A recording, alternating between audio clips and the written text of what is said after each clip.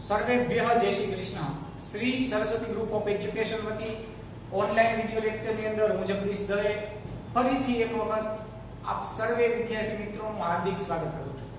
કેમ છો વિદ્યાર્થી મિત્રો? બધા મજામાં? મજામાં છો ને મિત્રો?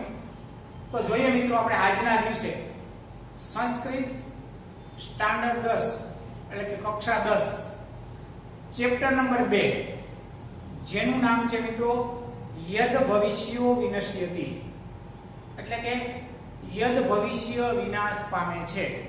એનો મીનિંગ એવો થાય, સાદો અર્થ સિમ્પલ હાવ, યદ ભવિષ્યો વિનશ્યતિ. યદ ભવિષ્યો એટલે કે યદ ભવિષ્ય વિનશ્યતિ એટલે કે વિનાશ પામે છે અથવા તો નાશ પામે છે. હવે મિત્રો આપણને એમ થાય યદ ભવિષ્ય એટલે શું, અથવા તો યદ ભવિષ્ય કદાચ આપણને ખબર હોય કે યદ ભવિષ્ય કોણ છે, તો એ શું કામ વિનાશ પામે છે, આવા આપણા મનની અંદર કંઈક ને કંઈક ક્વેશ્ચનો થાય, બરાબર ને? અને ન થયા હોય તો થવા પણ જોઈએ, બરાબર ને? તો આપણને એમ થાય કે યદ ભવિષ્ય એટલે શું, શા માટે એનો વિનાશ થશે? તો મિત્રો એક નાનકડી એવી પીપીટી દ્વારા તમારી સમક્ષ આજે ચેપ્ટર નંબર 2 છે આપણા 10મા ધોરણનું, એ પીપીટી ની સાથે એટલે કે ફોટાઓની સાથે સમજાવવાનો પ્રયત્ન કરું છું કે જસ્ટ આ લેક્ચરની અંદર આપણે ખાલી એટલું જ સમજવાનું છે કે આ ચેપ્ટરમાં શું આવે છે, એનો ઇન્ટ્રો, કે ભાઈ આખા ચેપ્ટરમાં શું છે. યદ ભવિષ્ય એટલે કે શું, વિનશ્યતિ વિનાશ પામે છે, તો શા માટે વિનાશ પામે છે. ટૂંકમાં આ ચેપ્ટરનું ઉપરની જે માહિતી કે ઉપર ચડી એટલે આપણને ખ્યાલ આવી જાય કે આ ચેપ્ટરમાં આવું આવવાનું છે, બરાબર ને? તો મિત્રો આપણે બધા તૈયાર થઈ જઈએ આપણે ભણવા માટે થઈ કે ચેપ્ટર નંબર 2. હવે સૌથી પહેલા તો આપણા 10મા ધોરણની જે ટેક્સ્ટ બુક છે એના પેજ નંબર 5 ઉપર જે આ પાઠ શરૂઆત થાય છે ત્યાં એની પ્રસ્તાવના આપેલી છે. જો કે દરેક પાઠની અંદર આપેલી જ હોય છે કે એ પ્રસ્તાવના મિત્રો આપણા માટે ખૂબ જ જરૂરી છે, કારણ કે એમાંથી ક્યાંક ને ક્યાંક પ્રશ્નો પૂછાઈ શકે. અને મારું તો એવું માનવું છે કે આપણે પાઠની જ્યારે શરૂઆત કરીએ ને વાંચવા માટેની, રીડ માટેની, કોઈ ક્વેશ્ચન આન્સર વાંચતા હોય, કોઈ એનું ટ્રાન્સલેશન શીખતા હોય, ત્યારે મિત્રો જો આપણે પ્રસ્તાવના વાંચીએ અને પછી એના સ્વાધ્યાયના પ્રશ્નો તરફ જઈએ ને તો આપણને એ જે પ્રસ્તાવના છે ને એ ખૂબ જ ઉપયોગી બનશે. શું કામ?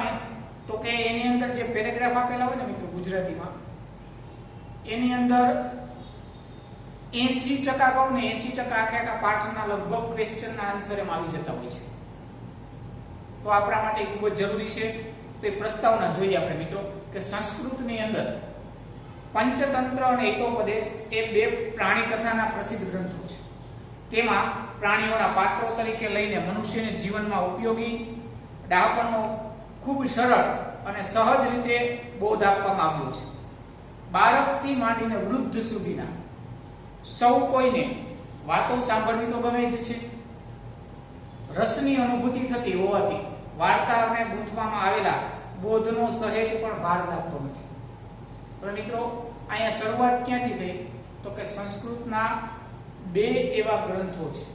સંસ્કૃતના 2 એવા ગ્રંથો છે. ક્યાં ક્યાં? તો કે હિતોપદેશ અને પંચતંત્ર. પંચતંત્ર અને હિતોપદેશ મિત્રો, તો ત્યાંથી શરૂઆત થઈ. હવે તમને ખાસ એક માહિતી આપી દઉં કે જે હિતોપદેશ અને પંચતંત્ર આ 2 ગ્રંથો છે ને મિત્રો, આ બંને ગ્રંથો સંસ્કૃત સાહિત્યના એવા ગ્રંથો છે કે જેની વિશ્વની અંદર મોસ્ટ ઓફ ભાષાની અંદર ટ્રાન્સલેશન થયું છે. શું થયું છે? તો કે ટ્રાન્સલેશન થયું છે, એટલે કે અનુવાદ થયો છે બધી જ ભાષામાં, મોસ્ટ ઓફ ભાષામાં. તો એમ પણ કહી શકાય કે આ 2 જેવા ગ્રંથો છે કે વિશ્વની અંદર સૌથી વધારે ભાષામાં જેનું ટ્રાન્સલેશન થયું છે. એવા કયા 2 ગ્રંથો? તો કે હિતોપદેશ અને પંચતંત્ર. તો મિત્રો જોઈએ, આપણે શરૂઆત કરીએ પંચતંત્રથી. જે અહીંયા પંચતંત્રનો તમને જે ફોટો દેખાય છે મિત્રો, એ પંચતંત્ર જે છે એ પંચતંત્ર જે છે ને એના રચયિતા છે વિષ્ણુ શર્મા. પંચતંત્રના રચયિતા છે વિષ્ણુ શર્મા. મિત્રો પંચતંત્ર એવી વસ્તુ છે કે આમની અંદર જોઈએ ને આપણે તો કે પ્રાણી કથાઓ જ છે. અને આપણે બધા નાના હોય ત્યારે આપણે પ્રાણી કથાઓ સાંભળવાનો ખૂબ જ શોખ હોય. આપણા દાદી પાસેથી, દાદા પાસેથી, નાના પાસેથી અથવા તો ઘરના વડીલો પાસેથી આપણે વાર્તાઓ સાંભળી જ હોય. જેવી રીતે જોઈએ તો કે ભાઈ સસલા અને કાચબાની વાર્તા છે, કોઈ ઘેટા બકરાની વાર્તા હોય છે. આપણને આપણું બાળપણ યાદ કરીએ ત્યારે આપણે વાર્તાઓ કહેતા જ હોય છે. તો આ બધી જ પ્રાણી કથાઓ આ પંચતંત્ર ગ્રંથની અંદર છે. અને છેલ્લે શું હોય એ વાતો સાંભળીને તો કે એમાંથી કંઈક ને કંઈક આપણને બોધ પ્રાપ્ત થાય, કંઈક જ્ઞાન પ્રાપ્ત થાય. જો પંચતંત્ર છે ને મિત્રો, એના 5 વિભાગો છે. એક છે મિત્રભેદ, બીજું છે મિત્ર સંપ્રાપ્તિ, ત્રીજું કાકોલકીયમ, ચોથું છે લબ્ધ પ્રણાસમ અને પાંચમું અપરીક્ષિત કારકમ. આ 5 પ્રકાર છે. ક્યાં 5 પ્રકાર? ફરીથી એક વખત મિત્ર લાભ જોઈ શકો છો તમે. મિત્ર પ્રાપ્તિ, સંપ્રાપ્તિ, કાકોલકીય, ત્યાર પછી લબ્ધ પ્રણાસ અને અપરીક્ષિત કારકમ. આ 5 પ્રકાર છે. એટલે કે એની અંદર 5 પાર્ટ પાડવામાં આવ્યા છે. જે રીતે જોઈએ આપણે તો કે પહેલો પાર્ટ શું છે તો કે મિત્ર ભેદ. તો કે એની અંદર શું છે તો કે મિત્રોની વચ્ચે ભેદ કેમ પડાવવો. લુચું શિયાળ હોય ને, બરાબર છે, એને આપણે લુચા તરીકે ઓળખીએ કારણ કે બુદ્ધિશાળી છે. તો અમુક વખતે ઘણા બધા એવા માણસો ન હોય કે આ બે માણસ, બે ભાઈબંધને સારું બને છે તો વચમાં કંઈક ફાર કરે, બંને માણસોને અલગ કરે. તો મિત્ર ભેદ, મિત્ર સંપ્રાપ્તિ, કાકોલકીય, આવા અલગ અલગ પ્રકારના 5 પ્રકારો છે. ત્યાર પછી મિત્ર બીજો ગ્રંથ આવે છે જેમનું નામ છે હિતોપદેશ. જોઈ શકો તમે એનું, મેં આખી પુસ્તક તો શક્ય નથી પણ એનું જે મુખ પૃષ્ઠ છે ત્યાં રાખ્યું છે. અને હિતોપદેશ જે છે એના રચયિતા છે નારાયણ પંડિત. એમની રચના કોને કરી તો કે નારાયણ. આ ખાસ યાદ રાખજો, વિષ્ણુ શર્મા અને નારાયણ પંડિત. વિષ્ણુ શર્મા છે એ પંચતંત્રના રચયિતા છે અને નારાયણ પંડિત છે હિતોપદેશના રચયિતા છે. એટલે આ ખાસ બંને વસ્તુ આપણે યાદ રાખવા જેવી છે, બરાબર છે. હવે જે રીતે પંચતંત્રની અંદર 5 પ્રકાર હતા એવી રીતે હિતોપદેશની અંદર 4 પ્રકાર આપવામાં આવ્યા છે. એમાં આવી રીતે છે પ્રાણી કથાઓ જ છે પરંતુ એના પાઠ 4 છે. ક્યાં આપણે જોઈએ આપણે તો કે મિત્ર લાભ, મિત્ર બનાવવાથી શું લાભ થાય, મિત્રો આપણા જીવનમાં શા માટે હોવા જોઈએ અથવા તો છે તો એનો આપણે કઈ રીતે ઉપયોગ કરી શકીએ અને શા માટે જરૂરી છે. મિત્ર લાભ, પછી સુરત ભેદ, વિગ્રહ અને સંધિ. આ 4 પાઠ છે. ફરીથી એક વખત મિત્ર લાભ, સુરત ભેદ, વિગ્રહ અને સંધિ. આમ આ હિતોપદેશની અંદર 4 પાઠ છે અને પંચતંત્રની અંદર 5 પાઠ છે. તો પંચતંત્રના રચયિતા કોણ છે તો કે વિષ્ણુ શર્મા. હિતોપદેશના રચયિતા કોણ છે તો કે નારાયણ પંડિત. આ બંને વસ્તુ આપણે યાદ રાખવાની છે. આગળ પ્રસ્તાવનામાં શું લખ્યું છે કે જોઈએ કે કેમાં સંધિ નામના ચોથા વિભાગમાંથી આ વાર્તા લેવામાં આવી છે. હવે પંચતંત્ર અને હિતોપદેશ આ બે શું કામે અહીંયા વાત કરવામાં આવી તો કે પંચતંત્ર જે છે એનો જે પહેલો પાઠ છે એનું નામ છે આપણે મિત્રભેદ. અને આપણે જે 5 વિભાગોમાં પંચતંત્રની રચના કરી એમાંથી 5મામાં જે પહેલું છે મિત્રભેદ એમાંથી, અને હિતોપદેશનું જે છેલ્લું છે સંધિ, એમાંથી આ વાર્તા લેવામાં આવેલી છે. કે હિતોપદેશનું છેલ્લું પ્રકરણ સંધિ અને પંચતંત્રનું પહેલું પ્રકરણ મિત્રભેદ, એમાં આ વાર્તા જોવા મળે છે. કઈ વાર્તા તો કે આજે આપણે જે યદ ભવિષ્યો વિનશ્યતિ જે વાર્તા ભણવા જઈ રહ્યા છીએ અથવા તો જેનું આપણે ઇન્ટ્રોડક્શન મેળવીએ છીએ એ પ્રકારની વાર્તા એ હિતોપદેશમાં પણ જોવા મળે છે અને પંચતંત્રમાં પણ જોવા મળે છે. તો મિત્રો આપણે હવે જઈએ વાર્તાના સંદર્ભમાં. આમાં શું છે તો કે ભાઈ વાર્તામાં કંઈક એવું છે કે પૂરા એકસ્મિન એટલે કે પહેલાના સમયમાં એક કોઈ સરોવર હતું. એ સરોવરની અંદર 3 માછલાઓ રહેતા હતા. એ સરોવરની અંદર 3 માછલાઓ રહેતા હતા જેમના નામ છે અનાગત વિધાતા, પ્રત્યુત્પન્નમતિ અને યદ ભવિષ્ય. ત્રણેય માછલાઓના નામ શું છે ફરીથી એક વખત બોલું છું.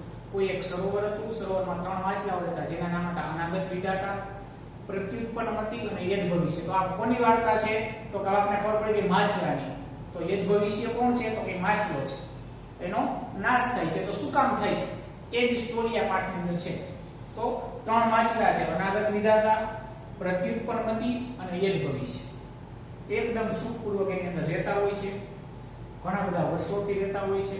એક વખત બને એવું કે બે માછીમારો આવે છે, તળાવના કિનારે આવી અને જોવે છે, ઓહો બહુ મત્સ્યોયમ મૃદઃ, ઓહ આ સરોવરમાં તો ઘણા બધા માછલાઓ છે જે આપણે ક્યારેય જોયું પણ નહીં. તેમાંથી એક જે શિકાર લેતો ને એ બોલે છે, માછીમાર. શિકારી મીન્સ માછલાને મારવાળો માછીમાર.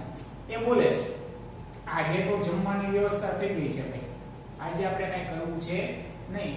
સ્વ અત્રાગમ્ય એટલે કે સ્વ એટલે આવતીકાલે અહીંયા આવશું અને આ સરોવરમાં રહેલા બધા જ માછલાઓને આપણે અને કાચબાઓને જે કઈ રહે છે એને બધાને મારી નાખશું. હવે માછીમારો કાંઠે ઉભા ઉભા વાતો કરે છે સરોવરના કાંઠે. ત્યારે અંદર બેઠેલા માછલાઓ આ વાત સાંભળે છે. જે ઓલા 3 માછલાઓ હતા ને, કોણ કોણ તો અનાગત વિધાતા, પ્રતિપન્ન વગેરે એ જ હોય છે. એ ત્રણેય લોકો આવી વાર્તા સાંભળે છે. એટલે વાર્તા સાંભળે છે એટલે શિકારી તો કઈ વયા ગયા. એ જેવા વયા ગયા ને એવા ત્રણેય માછલાઓ ભેગા છે. મીટિંગ થઈ, ત્રણેય માછલાઓ ભેગા થઈ અંદરો અંદર વાતો ચાલુ કરી. તમે સાંભળ્યા? સુતોયમ ધીવરાલાપ, શું તમે માછીમારોનો અવાજ સાંભળ્યો? માછીમારો શું કહેતા તે તમે સાંભળ્યા? તો કે હા. ત્રણેય કીધું કે એના વજ્ર જેવા કઠોર વચનો અમે સાંભળ્યા. કેવા એના વચનો હતા? તો વજ્ર જેવા કઠોર એવા વચનો અમે સાંભળ્યા. તો આપણે શું કરવું જોઈએ? હવે આપણે કઈ ડિસિઝન તો લેવું જોઈએ ને. તો આપણે શું કરવું જોઈએ? તો એમાંથી મિત્રો જે અનાગત વિધાતા નામનો જે માછલો હતો, એમણે સૌથી પહેલા પોતાનું મંતવ્ય રજૂ કર્યું કે ભાઈ મારું તો એવું માનવું છે કે આવતીકાલે માછીમારો અહીં આવે અને આપણને મારી નાખે એ પહેલા અત્યારે જ, આજ રાત્રે જ આપણે બધાએ આ સરોવર છોડી અને બીજા સરોવર તરફ જવું જોઈએ. આ સરોવર છોડી અને બીજા સરોવરમાં ચાલ્યા જવું જોઈએ. તો એમાંથી એવું એને મંતવ્ય રજૂ કર્યું. એટલે એમાં પ્રત્યુત્પન્નમતિ નામનો જે માછલો હતો એને શું કીધું કે ભાઈ કાલે આવશે.